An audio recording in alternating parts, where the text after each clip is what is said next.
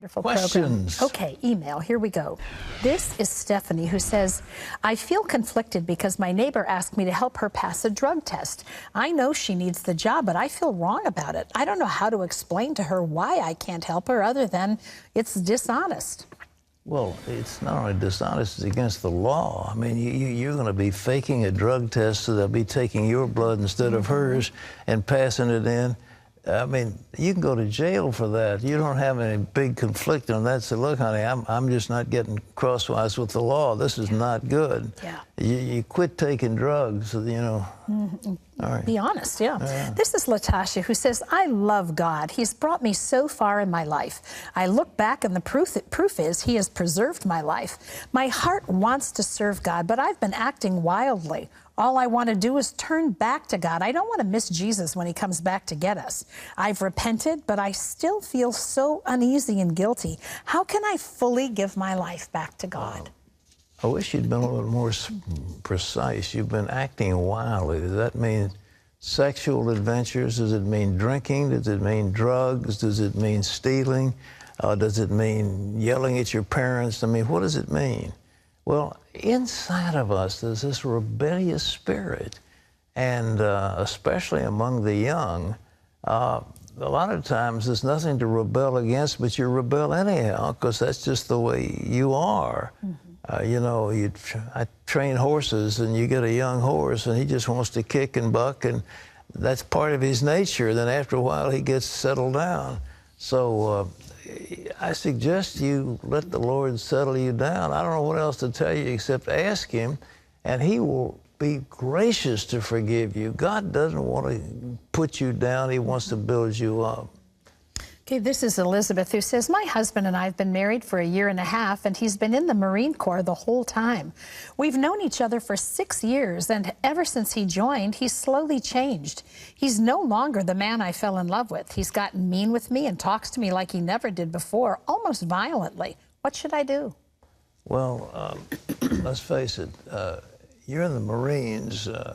He's out being drilled or drilling somebody else, and you're yelling at them, you know, shape up and all this other stuff. And that's part of the lifestyle, because people are trying to get these raw recruits to train them into being accomplished Marines. And the training is brutal. So he's bringing that stuff home. Now, you bought into that, but it may be time to say, I can't take it. It's time to kiss him goodbye. But either that or talk to him. Doesn't the military offer counseling for married couples? They do, but it's very inadequate. They don't appreciate the problems that a wife is going through in a situation like that. But, you know, you're out there all day long with a bunch of rough men, and you're yelling and screaming and, you know, shut up, private, you get that gun, you point that rifle at me one more time, and I'll smash your teeth out. I mean, that kind of stuff goes on all the time. Well, you come home and talk to your wife that way, when it should be darling and tender and all that. He needs counseling. Hopefully you can get it. If not, things just might not work out for you. All right. This is Lassane, who says, I've been living a life of struggle. I've lived with my grandmother, and we had to struggle in order to have food on the table and pay for my education. My father and mother were not supportive. I'm married now and have 5 wonderful children. No matter how much I strive and work in order to have a normal life, more and more hurdles keep arising. Why is it that no matter how much I try and pray for something good to be done for the family, it always becomes a dead end?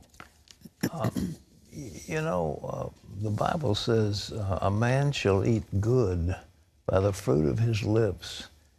And if you are brought up in a situation of poverty, of denial, of scarcity, really, deprivation. Really. Deprivation constantly, then that's what you're expecting.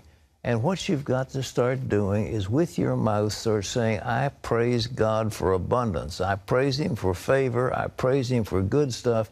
And you need to begin looking for that. What you are, you're looking for the other, and you're going to get it. You're looking for stuff that's happening to you, bringing it on yourself. And you say, why does it happen to me? Well, you're expecting it. You can change the world around you by your attitude. And your attitude has to be, I can do all things through Christ that strengthens me. Read the Bible, quote the Bible, read the Psalms, read Proverbs, read the promises, and then say them over and over and over again until they become a part of you. All right. This is Jocelyn, who says, my 55-year-old alcoholic brother returned home and is living with our elderly mother. He worked until his car was repossessed almost 2 years ago. As executor of her estate, I've let my mother know when she passes away, he'll have to move out.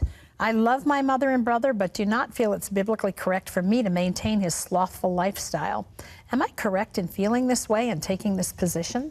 No, I think so. Yeah, otherwise, you're going to be an enabler. You're going to be participating in the lifestyle, the drunkenness, and the other things. It's a pity he won't take responsibility, but maybe a little tough love, and he will. But you don't have to keep that going. You do not have to sustain a lifestyle of indolence and drunkenness. The Bible says, if any man will not work, let him not eat.